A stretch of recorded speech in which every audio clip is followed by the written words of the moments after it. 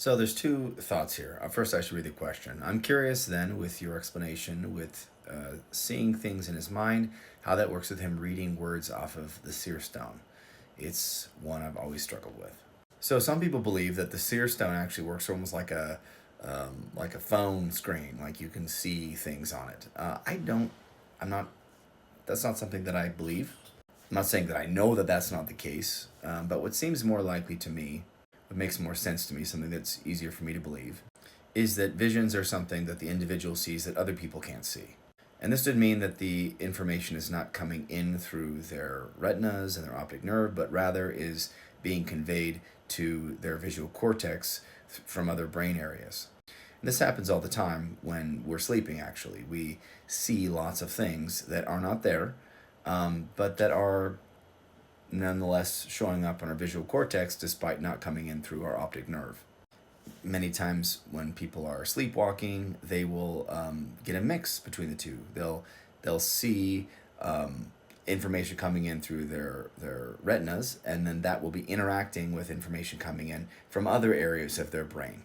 And actually, vision is always doing this. Always, our own brain is changing what it is that's coming in through our retinas and optic nerve, and it's altering it into something that we can interact with, or something based on our perceptions, or our beliefs, or whatever else.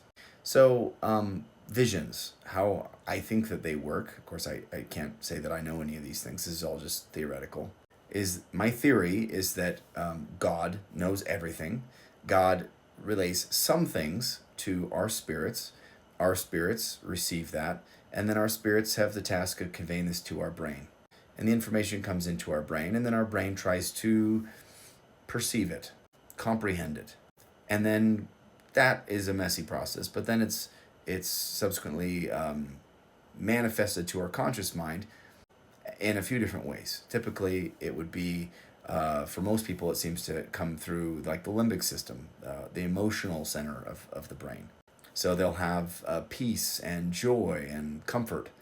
Other times, it might come to their language processing, like Broca's area, and they will have words come to their mind. Again, a very imperfect process because language itself is just fraught with problems. But it's going to use the words that are familiar to them in what they're familiar and with what they understand by them. But there's going to be some jumbling here for sure.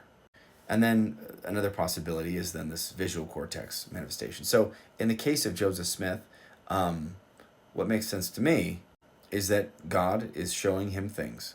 So then what use is the seer stone? Why does he even need to have it? Well, later he actually said he didn't need to have it. He said he understood how it worked, and he didn't need it anymore.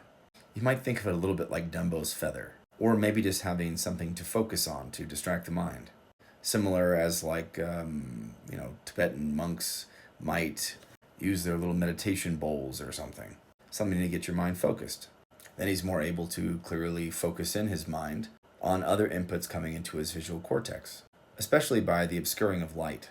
And then in his mind's eye, he sees a sheet of paper with writing on it. And then he just reads what he sees. It's in his language because his brain created it in his language. He uses some words that may even have some anachronisms in them, because that's what his brain came up with. So I actually don't think the seer stone's magical at all. I think this is all probably a process that could even be explained in psychological ways exclusively, even without the existence of God. But I do believe that it was from God. I believe it's an inspired text which God gave to Joseph Smith. And I completely recognize how people could not believe that. I actually think believing it is probably inappropriate unless a person has a really, really good reason to. And maybe that's an ineffable spiritual experience, something that they can't even put into words, as most of the time these experiences are. Anyway, hope that explanation was something that made sense and was helpful.